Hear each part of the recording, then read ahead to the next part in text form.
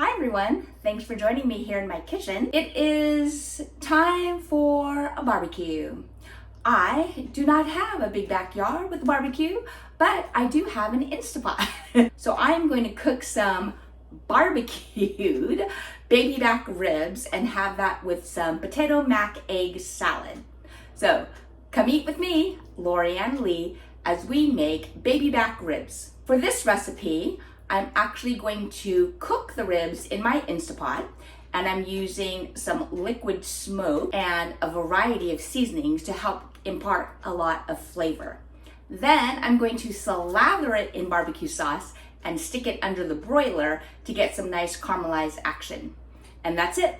No low and slow, no outdoor equipment, just my Instapot, my broiler, and my kitchen. So come eat with me, Lorianne Lee, as we make baby back ribs. This recipe is super simple. You only need a handful of ingredients to impart a lot of flavor into these ribs. We're going to make a dry rub, also called a dry brine, and it's super simple. We're going to use 1 to 4 part ratio. 1 part cayenne pepper, 1 part celery salt, 1 part onion powder, 1 part garlic powder, 1 part paprika, and 1 part salt to 4 parts of brown sugar. So you can just scale that up or down as much or as little as you need. For 1 slab of baby back ribs or 1 slab of pork ribs, I use 1 tablespoon. So 1 tablespoon of each of these and 4 tablespoons of brown sugar. If you're doing more than 1 rack, you'll just need to increase your proportions, but keeping this same 1 to 4 part ratio. Simple as that. Then in the bottom of our Instapot, we're going to put 1 cup of water and 1 teaspoon of liquid smoke. It can be any kind of liquid smoke you want. I happened to buy mesquite flavored the last time I was at the store, but I've used other varieties as well. And then I don't even bother making barbecue sauce because I love this Sweet Baby Ray's award-winning barbecue sauce straight out of the bottle. I love it. It's sweet, it's tangy, it's got a teeny tiny kick, and it's delicious. So I just buy this when it's on sale, and that's it. As far as special kitchen toys, we're going to need an Instant Pot. I happen to have a 6-quart, but you could make this in an 8-quart as well. And we're going to use the trivet when we cook our ribs, and I'll show you that later. But other than that, I will also use a rimmed baking sheet covered in aluminum foil to broil the ribs after they're cooked. We want to take off this silver skin that's on the bone side of the pork ribs, and I'm using a dry paper towel to pull up on it.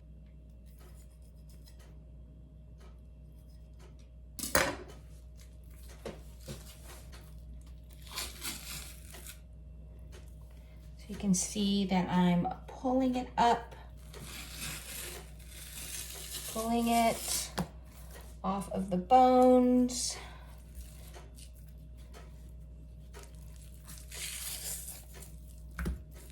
So now that tough silver skin is not on my ribs. So now I'm going to use my dry rub and give it a good slathering on all sides of the meat. I am actually using the dry rub I got from Alton Brown's fried chicken a gazillion years ago. So I will post the ingredients. It has a ratio of 1 to 1 to 1 to 1 of all of the spices, and then 4 parts brown sugar. And that brown sugar will really help to caramelize on our meat. And I'm just using my hands to press the rub into the meat. Gonna use up every last bit of this flavorful seasoning. Okay, so now my beautiful dry rub is massaged into the meat, and I'm going to now wash my hands. So I have my 6-quart Instapot liner. I'm using the trivet. I'm placing that in. I have 1 cup of water, and then I'm going to add 1 teaspoon of liquid smoke.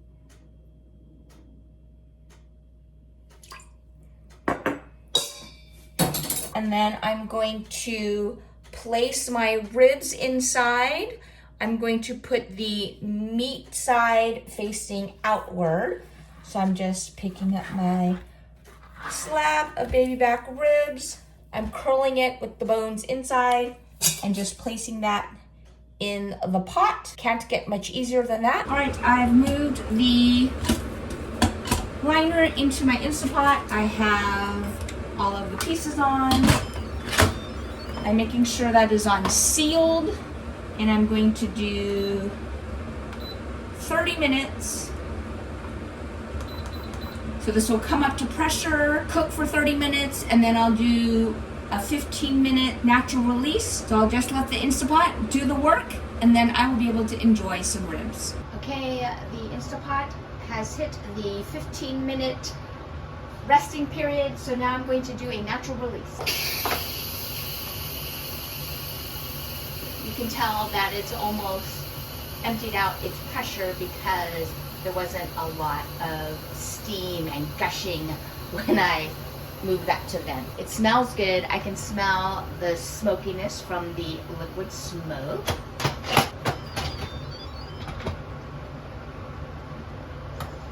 Yum. I'm going to move this so you can see the ribs. Beautiful coloring. I'm going to transfer the ribs to this foil-lined baking dish so I can slather it with barbecue sauce.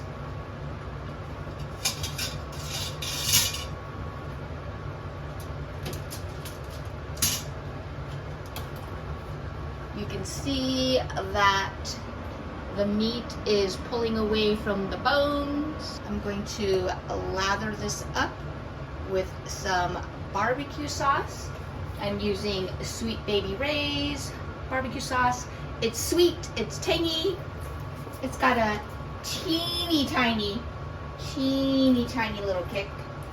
So I'm just using my silicone pastry brush to spread that around, getting in between the bones, coating the bottom. I turned on my broiler, so that is heating up. I'm going to do just a quick 2 to 3 minute stint under the broiler just to help caramelize the sauce, and then it'll be time to eat these beautiful baby back ribs. I'm very gently tapping the surface. If I press hard, I don't know if you can see that, but if I press hard,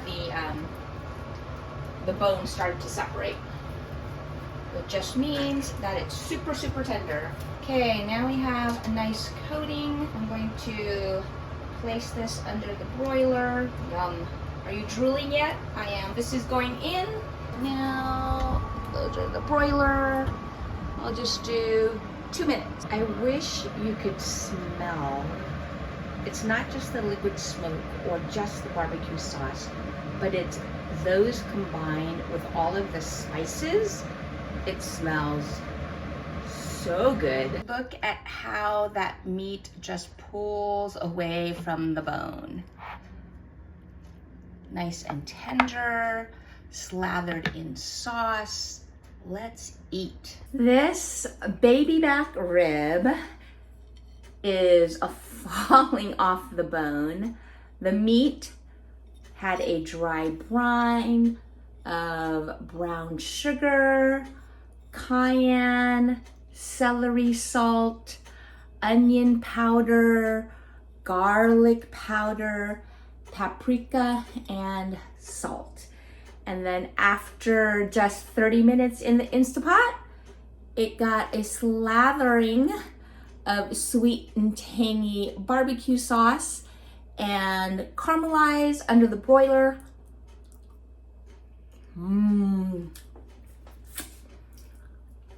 I have barbecue sauce over my thumb.